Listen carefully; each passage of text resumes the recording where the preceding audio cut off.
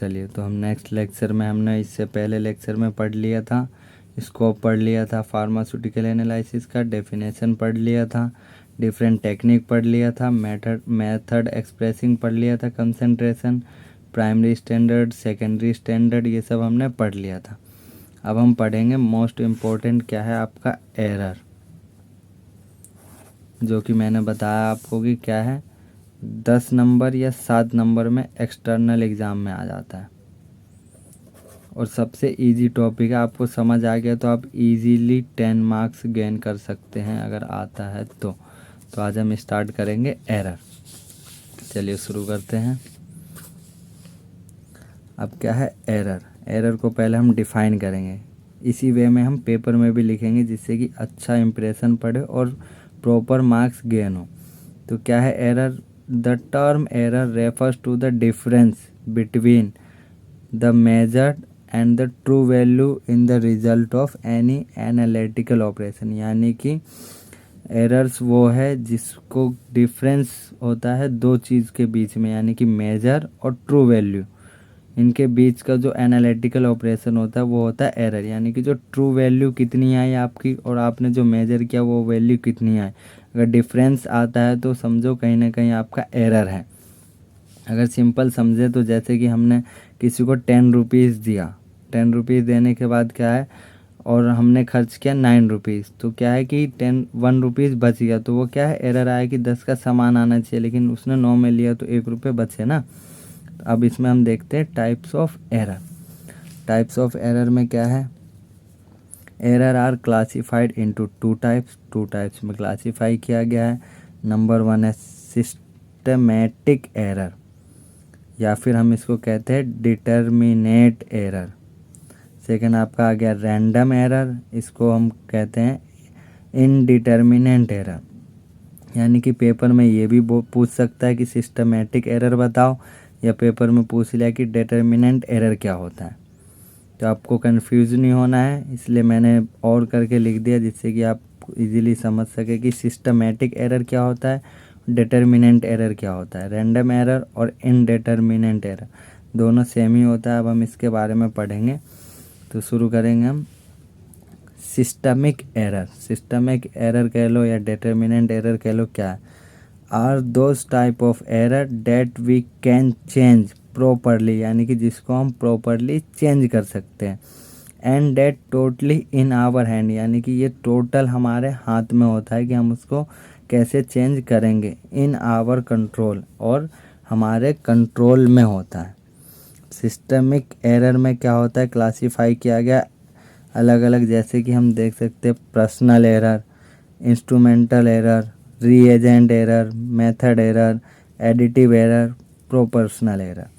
Personal error हो गया कि जैसे हम कुछ एक्सपेरिमेंट कर रहे हैं, अगर हमने अपने बिहाफ पे कुछ प्रोसीजर गलत किया है, कुछ हमें पहले करना था बाद में कर दिया, या किसी केमिकल को हमने ऐड नहीं किया या इंडिकेटर नहीं डाला, तो ये क्या पर्सनल एरर हो गया हमारा। इंस्ट्रूमेंटल एरर वो एरर हो गया कि जिसमें इंस्ट्रूमेंट के थ्रू कोई एरर आता है। अगर कोई हम इंस्ट्रूमेंट यूज़ करते हैं और वो इम्प्योर है, यूज़ कर रहे हैं, तो वो इंस्ट्रूमेंटल एरर आ गया। एरर मतलब हो गया गलती। रीएजेंट यानी कि रीएजेंट के थ्रू कोई एरर आया। मेथड किसी मेथड के थ्रू एरर हो। एडिटिव एरर हो गया, और प्रोपोर्शनल एरर हो गया। तो इनके बारे में हम आगे पढ़ेंगे। तो हम सबसे पहले पढ़ेंगे एडिटिव एरर। एडिटिव एरर क्या होता है? These errors are not dependent of the amount of substance present in sample, यानी कि ये वो एरर होता है जो कि डिपेंडेंट नहीं होता है सब जो हमारा सैंपल होता है उसके अमाउंट पे। और जो प्रोपोर्शनल एरर होता है वो क्या होता है? These error डिपेंड, ये डिपेंड करता है अमाउंट और नेचर पे सैंपल के कि क्या है। एडिटिव क्या होता है कि जो डिपेंडेंट नहीं होता है कितना अमाउंट ऑफ सब्सटेंस प्रेजेंट है सैंपल में। लेकिन प्रोपोर्शनल एरर क्या है? डिपेंडेंट होता है अमाउंट और नेचर किसके? सैंपल के। आगे हम देखेंगे। अब हम देखेंगे रैंडम एरर। रैंडम एरर या इनडिटर्मिनेंट एरर। अब इसमें हम क्या है, are those types of error that are not in our control and that we can not change. यानी कि पहले में हमने पढ़ा था डिटर्मिनेंट में जो कंट्रोल में है और हमारे हैंड में, लेकिन इसमें क्या है इनडिटर्मिनेंट, यानी कि जो हमारे कंट्रोल में नहीं है और ना हमारे अंडर में है कि जिसको हम चेंज कर सकते हैं। अब इसका सोर्स क्या है, किस सोर्स से आता है, ग्लास फेयर के इशू से, केमिकल इशू से, वेइंग करने के इशू से, ब्यूरेट कॉनिकल फ्लास्क या नोट कैलिब्रेटेड होगा उसके थ्रू, विजन प्रॉब्लम के through, calculation problem, reading wrong instruction. अब इसमें क्या है ग्लास फेयर इशू, यानी कि ग्लास फेयर आपने इशू करवाया बट उसको वॉश नहीं किया है एक्सपेरिमेंट करने से, तो वहाँ एरर आ सकता है। केमिकल इशू, अगर आपके केमिकल में पहले से ही कोई एरर हो तो वो एरर आ गया आपका। वेइंग इशू, अगर आपको 0.5 ग्राम लेना है और आपने 0.5 ग्राम ना लेके 0.8 ग्राम या 4 ग्राम ले लिया तो वेइंग इशू आ गया। Burette conical flask not calibrated, यानी कि जो ब्यूरेट होता है कॉनिकल फ्लास्क होता है उस पर जो मार्किंग होता है कि 200 ml का है या ब्यूरेट 50 ml का होता है, लेकिन वो एग्जैक्ट कैलिब्रेटेड नहीं होता, इसलिए हमें मेजरिंग सिलेंडर से मेजर करके उसमें रखना होता है। विजन प्रॉब्लम हो गया, जैसे हम टाइट्रेशन कर रहे हैं और उसमें हमने रीडिंग गलत देख ली, ब्यूरेट की रीडिंग नोट कर लिया तो वो भी एक एरर आ गया। कैलकुलेशन प्रॉब्लम, अगर कैलकुलेशन सही से नहीं किया हमने तो वो एरर आ गया। रीड रॉन्ग इंस्ट्रक्शन, या किसी केमिकल का इंस्ट्रक्शन लिखा हुआ है कि उसको इस प्रोसेस के थ्रू ही किया जाए, हम दूसरे प्रोसेस से करें तो भी दिक्कत है, वो एरर में आ गया। अब कैलिब्रेटेड क्या हो गया, सिस्टम सूटेबिलिटी होता है कैलिब्रेटेड, यानी कि उसको कैलिब्रेट यानी कि उसको प्रॉपर मेजर किया जाता है। अब कैसे हम एरर को मिनिमाइज कर सकते हैं, यानी कि मेथड ऑफ मिनिमाइजिंग एरर, कैसे मिनिमाइज कर सकते हैं, चेक कर सकते हैं हम ग्लास फेयर को। Check the glassware that you used in the titration, यानी कि हम ग्लास फेयर को चेक कर सकते हैं टाइट्रेशन से पहले। फिर क्या है, चेक कर सकते हैं method and use proper method, यानी कि मेथड चेक करेंगे और प्रॉपर उसी मेथड को फॉलो करेंगे। फिर हम क्या करेंगे, कैलिब्रेटेड इंस्ट्रूमेंट ही यूज करेंगे जिसमें कि एक्यूरेट वैल्यू हो। फिर क्या है, treat your I if facing vision problem, अगर आपको देखने में कोई दिक्कत है तो ट्रीटमेंट करवाओ, या फिर जो इसको क्लियर दिखता है उसको बोलो आप रीडिंग नोट करने के लिए जिससे कि एरर ना आए।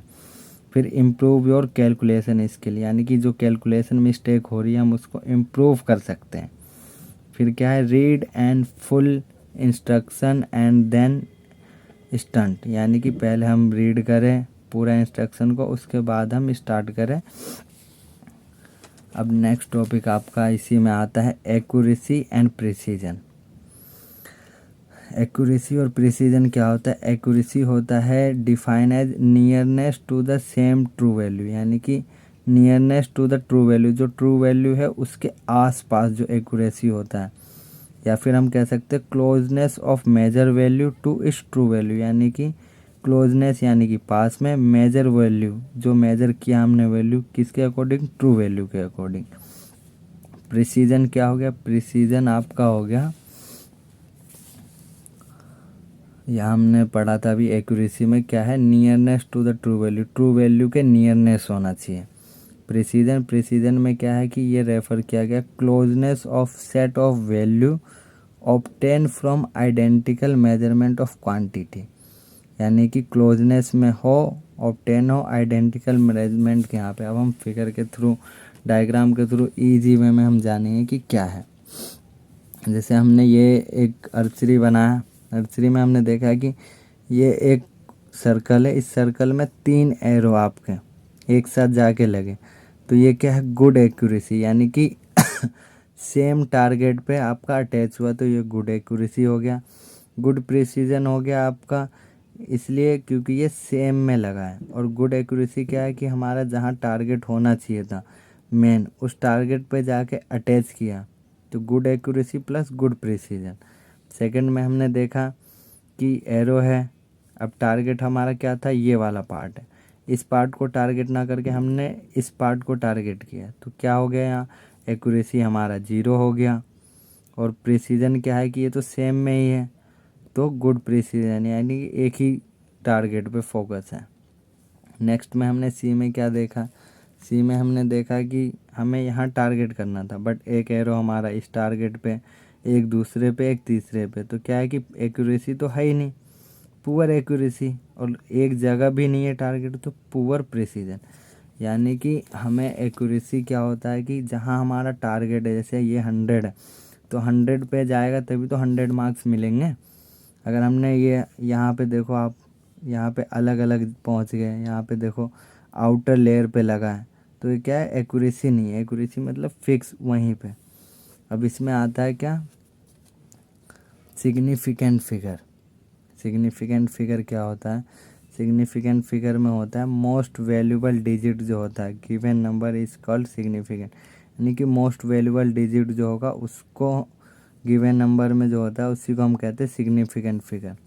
रूल क्या होता है, रूल्स ऑफ सिग्निफिकेंट फिगर का अब हम देखेंगे।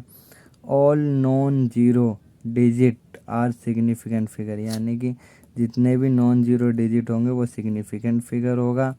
All zero between two non zero digits are significant figure. All zeros on left of decimal, यानी कि डेसिमल से left and right of decimal are not significant when the number is less than 1।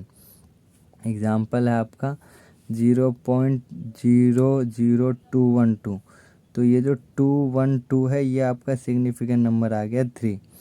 When number is greater than 1 with decimal then all zeros on right side of decimal and left of decimal will be significant figure। जैसे कि ये example हमने लिया 2.020020, तो अब 2 के बाद हम काउंट करें 1 2 3 4 5 6 7, ये 7 सिग्निफिकेंट नंबर आ गया। अब हम यहाँ काउंट करेंगे 2.000, तो 1 2 3 4, 4 सिग्निफिकेंट नंबर आ गया। अब इसमें हम देखेंगे a number without decimal all zero on right side will not be significant figure, यानी कि जो नंबर जिसके 1 के बाद जीरो लगा हो बट डेसिमल ना हो तो वो क्या है, सिग्निफिकेंट फिगर नहीं है। But when it comes from measurement then such zeros are significant, लेकिन जब हम मेजरमेंट में देखेंगे तो वो सिग्निफिकेंट फिगर आएगा। एग्जाम्पल हो गया 1000, तो इसमें डेसिमल नहीं है तो सिग्निफिकेंट नंबर क्या है, एक ही 1 ही आएगा, ये काउंट नहीं होगा। अब मेजरमेंट कर रहे हैं, मेजरमेंट में क्या है 1 2 3 4, 1000 kg हो गया तो मेजरमेंट में ये 4 सिग्निफिकेंट फिगर आ गया। अब हम नेक्स्ट देखेंगे एग्जाम्पल के तौर पे। यहाँ देखो 2.00, तो कितने हो गया 1 2 3 4, 4 significant number.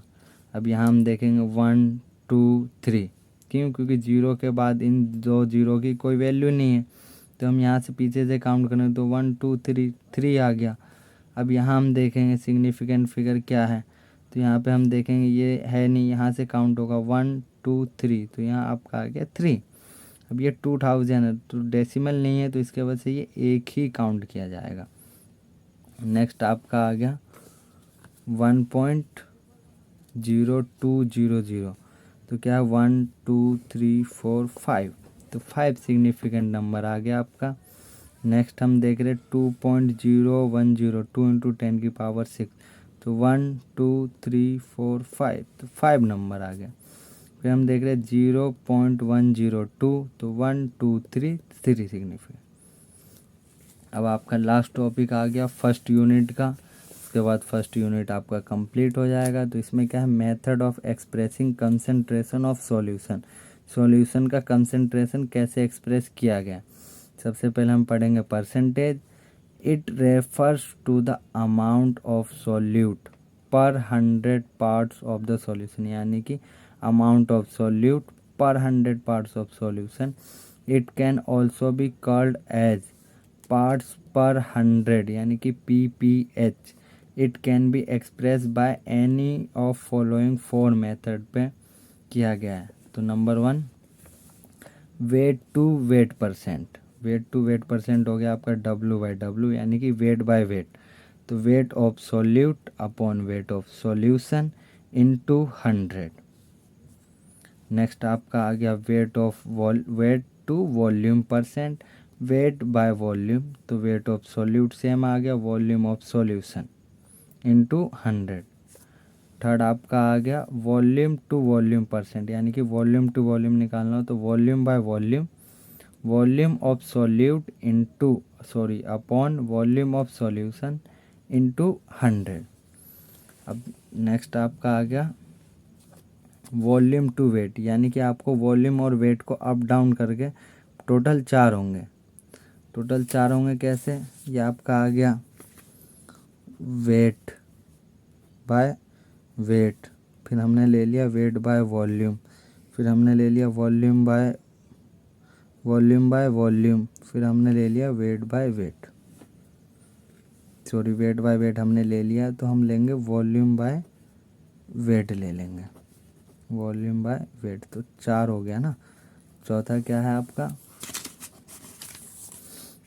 Volume two wait percentage, यानी कि वॉल्यूम बाय वेट, तो volume of solute upon weight of solution, solution का वेट इंटू 100 कर देंगे तो ये निकल जाएगा। इसी में आपका आता है पार्ट्स पर बिलियन, यानी कि ppm, इसमें हम डिनोट करते हैं ppm से, और इसका होता है mass of solute component upon total mass of solution into 10⁶ parts पर मिलियन।